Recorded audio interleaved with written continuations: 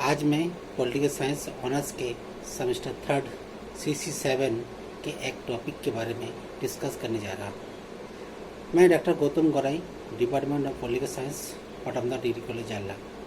मैं इस वीडियो में बच्चे की क्लास के साथ नोट्स भी प्रोवाइड करने वाला हूँ, ताकि बच्चे को क्लास सुनने के अलावा पढ़ने का एवं लिखने का भी मौका मिले। आज का टॉपिक पॉलिटिकल डेवलपमेंट, जिसको हम लोग राजनीतिक विकास कहते हैं। इसमें मैं डिस्कस करने वाला हूँ राजनीतिक विकास क्या है। ये द्वितीय विश्व युद्ध की समाप्ति के पश्चात एशिया, अफ्रीका और लैटिन अमेरिका में अनेक स्वतंत्र राष्ट्रों का उदय हुआ। स्वतंत्रता प्राप्ति के पश्चात इन राष्ट्रों में राष्ट्रीय पुनर्निर्माण की प्रक्रिया आरंभ हो गई। राजनीतिक विज्ञानों ने ऐसे राष्ट्रों के अध्ययन में विशेष रुचि लेना शुरू किया और उन्होंने इस प्रक्रिया का नाम विकास शब्द दे दिया, जिसमें नवोदित राष्ट्र अमेरिका, ब्रिटेन जैसे विकसित राष्ट्रों की बराबरी करने के लिए प्रयासरत थे। राष्ट्रीय पुनर्निर्माण एक व्यापक व बहुआयामी अवधारणा है और राजनीतिक विकास का इससे घनिष्ठ संबंध है। राजनीतिक विकास के संदर्भ में विभिन्न अर्थ इस प्रकार दिया गया है। इसमें पहला उद्देश्य है राजनीतिक विकास में आंतरिक और बाहरी तत्वों के विकास की प्रक्रिया में योगदान का नाम राजनीतिक विकास रखा गया है। दूसरा मैं कहता हूँ कि नियोजन के माध्यम से राष्ट्रीय समस्याओं का निराकरण करना और राष्ट्र में सर्वांगीण विकास करने की ओर राजनीतिक विकास समझाने लगा है। इसके साथ साथ औद्योगिक विकास को राजनीतिक आधुनिकीकरण का नाम दिया गया और इस राजनीतिक विकास का ही भाग माना जाने लगा। राजनीतिक विकास से संबंधित उपयुक्त शाखाओं और भ्रमों को दूर करने के लिए विभिन्न विद्वानों ने अपने अपने ढंग से परिभाषित करने का प्रयास किया। सबसे पहले मैं आमन के अनुसार उन्होंने किस तरह से राजनीतिक विकास के बारे में उदाहरण प्रस्तुत किया है, जो राजनीतिक विकास शासन की संरचना में उत्तरोत्तर विशिष्टकरण और राजनीतिक संस्कृति के उत्तरोत्तर लौकिकरण को कहते हैं, जिसमें राजनीतिक व्यवस्था अत्यंत सक्षम हो और उसमें सक्षम हो ताकि समस्याओं को विशेष रूप से करने में आसानी हो सके। इसके बाद WJS मैकेंजी, इन्होंने समाज के उच्च स्तरीय अनुकूल के प्रति अनुकूल होने की क्षमता का नाम ही राजनीतिक विकास है। इन्होंने निम्न समाज उच्च समाज के समकक्ष होने का प्रयास करता है। इसके बाद मैं CH डांग का अर्थ क्या है उसके बारे में बतलाने जा रहा हूँ। इन्होंने इस तरह से इस विकास को परिभाषित किया है। पहला, केवल परिवर्तन के अर्थ के रूप में राजनीतिक विकास। दूसरा कहा है किसी निश्चित लक्ष्य की ओर चलने वाली प्रक्रिया के रूप में राजनीतिक विकास। अतः उपयुक्त परिभाषाओं के आधार पर राजनीतिक विकास के संदर्भ में दो दृष्टिकोण विकसित हुए हैं। इसमें बोल सकते हैं पहला एक मार्गी दृष्टिकोण और दूसरा बहुमार्गी दृष्टिकोण। इस एक मार्गी दृष्टिकोण के तहत कहा जाता है कि एक मार्गी दृष्टिकोण के अनुसार राज्य के विकास का केवल एक ही मार्ग है। सभी राष्ट्र विकास के इस मार्ग पर विकास की भिन्न भिन्न अवस्थाओं में है। दूसरे शब्दों में एक मार्गी दृष्टिकोण के आधार पर संसार के सभी राष्ट्र निर्माण में आगे बढ़ना चाहता है। इसके बाद में दूसरा बहुमार्गी दृष्टिकोण के बारे में कहना चाहता हूँ।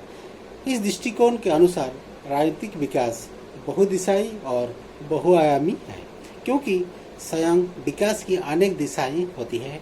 जब समाजों का विकास बहुदिशाई हो तो उसका राजनीतिक विकास भी बहुदिशाई हो जाता है। इसमें विकास बहुआयामी हो जाता है और बहुमार्गी ही हो सकता है, क्योंकि ऐतिहासिक, आर्थिक, सामाजिक, सांस्कृतिक और राजनीतिक परिस्थितियों से विकास के उद्देश्य और लक्ष्य निर्धारित होते हैं और इसी से विकास की दिशा का निरूपण होता है। इसके बाद मैं भारत में राजनीतिक विकास का क्या पोजीशन है वो बताएंगे। इसमें सबसे पहले कहा जा सकता है कि पश्चिमी देशों की राजनीतिक विकास की तुलना में भारत में राजनीतिक विकास में काफ़ी अंतर पाया जाता है।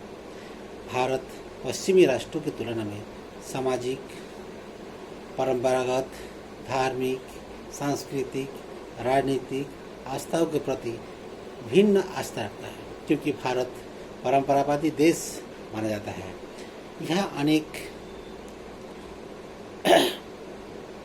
यहाँ पर एकता में एकता भारत की संस्कृति की पहचान है, जब पश्चिमी से एकदम भिन्न है। भारत में राजनीतिक व्यवस्था अपनाई गई है जिसमें लोकतांत्रिक आदर्शों, मूल्यों व भावनाओं भारतीय राजनीतिक दार्शनिकों को उसके साथ साथ भारतीय परंपराओं के अनुकूल ग्रहण करने का पूरा प्रयास किया है। इसलिए भारत में अलगाववादी प्रवृत्तियों से लड़ने की शक्ति पाई जाती है। दूसरे शब्द में कहा जाता है कि भारत में राजनीतिक विकास व्यवस्थित ढंग से संपन्न करने के लिए एक लंबी प्रक्रिया को अपनाया गया है। इसलिए परंपरागत सभ्यता को बनाए रखने के लिए आधुनिक सभ्यता के आदर्शों को ग्रहण कर रहा है। भारत ही एक ऐसा राष्ट्र है जो अपने सांस्कृतिक धरोहर को बचाए रखने में कामयाब रहा है। जनता की सहभागिता राजनीतिक विकास में भी रही है। आज़ादी के बाद से अब तक राजनीतिक विकास की लंबी प्रक्रिया को बनाए रखा है। इसमें समाज का प्रत्येक व्यक्ति, वर्ग, समूह अपनी उचित भूमिका का योगदान दे रहा है और यही वजह है कि भारत में एकता, अखंडता एवं संप्रभुता में गहरी आस्था पाई जाती है। भारत में पंचायत राज के तहत कहा जाता है कि इस पंचायती राज व्यवस्था हेतु राजनीतिक सत्ता का विकेंद्रीकरण कर राजनीतिक विकास की प्रक्रिया को मजबूत किया है, जिसमें महिलाओं के लिए आरक्षण की व्यवस्था की गई है, जो स्त्री पुरुष के बीच समानता को बढ़ावा देते हैं। डॉक्टर रजनी कोठारी द्वारा भारतीय राजनीतिक विकास के संदर्भ में राष्ट्र निर्माण के प्रयासों के संबंध में 2 दृष्टिकोण बनाए गए हैं। पहला है भारतीय प्रशासनिक व्यवस्था, जो अखिल भारतीय स्तर पर संपूर्ण राजनीतिक विकास की प्रक्रिया को संपन्न करने की क्षमता रखने के साथ साथ स्थायित्व एवं मजबूत प्रशासन के रूप में भारतीय राष्ट्र निर्माण की प्रक्रिया में अपनी महत्वपूर्ण भूमिका निभाता है। दूसरे शब्द में कहता है कि भारत में राजनीतिक विकास के लिए एकता, अखंडता, प्रभावशाली केंद्र का होना तथा सुरक्षा के रूप में राष्ट्रीय राज्य निर्माण करने में केंद्रीय सरकार शक्तिशाली केंद्र की स्थापना करने में सफल हुई है। भारत में इससे राजनीतिक एकीकरण को मजबूती मिलती है। भारत में सभी प्रकार के विकास करने में राजनीतिक नौकरशाही को ही सबसे ज़्यादा महत्व दिया गया है। इसके बाद भारतीय राजनीतिक विकास में राजनीतिक प्रक्रिया के अंतर्गत सामाजिक, आर्थिक, सांस्कृतिक, राजनीतिक क्रियाओं में समानता स्थापित की गई है। वर्तमान समय में भारतीय राजनीतिक विकास प्रथम चरण से चतुर्थ चरण तक अवस्था को पार कर चुका है। पांचवें चरण की अवस्था में भारत अभी प्रवेश कर रहा है और इसी चरण में भारत आधुनिकीकरण एवं औद्योगिकरण की व्यवस्था में आत्मनिर्भर होने की दहलीज पर है तथा भारत राजनीतिक विकास की अंतिम अवस्था से विकसित राष्ट्र की स्थिति में पहचानने का प्रयास कर रहा है। इसके बाद मैं राजनीतिक विकास का भविष्य या उसकी विशेषताएं के बारे में बताने जा रहा हूँ। इसको मैं इंग्लिश में बोला जाता है फ्यूचर ऑफ पॉलिटिकल डेवलपमेंट। इसमें सबसे पहले लुसियन पाई ने अपनी पुस्तक राजनीतिक विकास की अवधारणा में राजनीतिक विकास की अंगीकृत विशेषताओं का वर्णन किया है। सबसे पहला है राजनीतिक विकास आर्थिक विकास करने की पूर्व शर्त के रूप में। इसमें यह कहा गया है कि प्रत्येक राष्ट्र अपने समाज में व्याप्त असमानताओं, गरीबियों, निम्न जीवन स्तर आदि को समाप्त कर आर्थिक उन्नति के लिए प्रयास करता है और प्रशासनिक तंत्र इस प्रकार के दायित्वों का सफलतापूर्वक निर्वहन राजनीतिक विकास के बिना नहीं कर सकता। इसीलिए राजनीतिक विकास को आर्थिक विकास की पूर्ण शर्त माना जाता है। दूसरे शब्द में कहा जाता है कि राजनीतिक आधुनिकीकरण के रूप में राजनीतिक विकास, दूसरा पॉइंट है। इसमें कहा जाता है कि राजनीतिक विकास का अंतिम लक्ष्य आधुनिकीकरण की दिशा में चलना माना जाता है। राजनीतिक आधुनिकीकरण में जनता की सहभागिता कुछ देशों में अधिक पाई जाती है। इसीलिए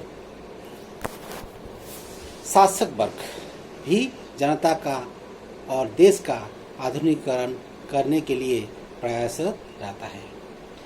इसमें लुसियन पाई इन्होंने कहा कि राजनीतिक विकास और राजनीतिक आधुनिकीकरण में कोई अंतर नहीं होते हैं, जबकि समाज को नवीन आदर्शों, मूल्यों, आस्थाओं को ग्रहण करने की प्रेरणा का नाम ही राजनीतिक आधुनिकीकरण है।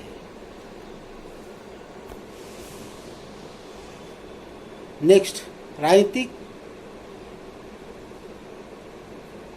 विकास के बारे में अगला पॉइंट है राष्ट्रीय राज्य निर्माण के रूप में राजनीतिक विकास।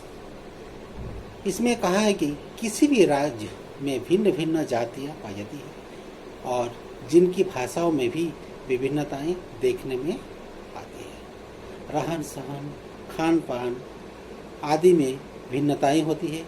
आज के दौर में देखा जाए तो राजनीतिक विकास के माध्यम से मनुष्य जाति, मजहब, भाषा और संस्कृति के बीच मनुष्य को एक राष्ट्रीय राज्य निर्माण करने में सहायक माना जाता है।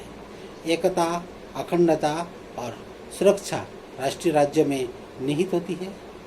इसमें राजनीतिक विकास राष्ट्रीय राज्य में संकीर्ण भावना को समाप्त करने हेतु राष्ट्रीय भावनाओं से जोड़ने का प्रयास करता है। इसके बाद जो आता है जनसाधारण की सहभागिता के रूप में राजनीतिक विकास। इसमें कहा गया है कि जनसाधारण को शासन तंत्र अधिक से अधिक सहभागिता लेने के लिए अवसर राजनीतिक विकास पर एक विशेष उपलब्ध कराता है।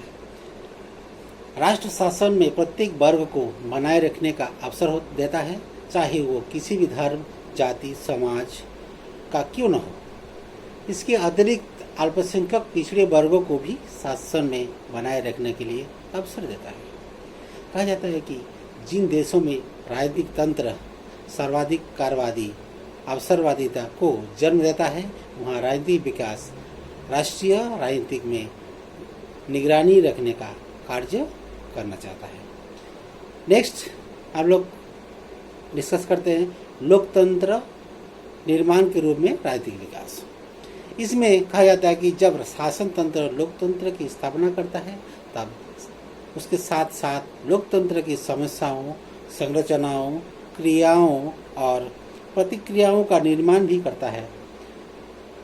लोकतंत्र के सिद्धांत मूल्य, आस्था, परंपराओं और आदर्शों के लिए शासन व्यवस्था में समानता, स्वतंत्रता और न्याय की स्थापना करने के लिए लोकतंत्र में सैद्धांतिक लोकतंत्र की स्थापना की जाती है। इसके बाद नेक्स्ट पॉइंट है शक्ति और गतिशीलता के रूप में राजनीतिक विकास। इसमें विकास की दिशा में राजनीतिक विकास जब अग्रसर होगा तब दूसरे होने वाले प्रभावों पर उसका प्रभाव पड़ेगा, लेकिन यह प्रभाव शक्ति के बिना संभव नहीं हो सकता। इसलिए शक्ति के प्रतीक रूप में राजनीतिक विकास दिखता है और इसी के माध्यम से जनता में विकास की क्षमता उत्पन्न की जाती है। जनता का उत्थान करते समय जब राजनीतिक विकास में एक विशेष गतिशीलता पाई जाती है, उसमें कहा जाता है कि उसमें गतिशीलता, लचीलापन और परिवर्तनशीलता भी पाई जाती है।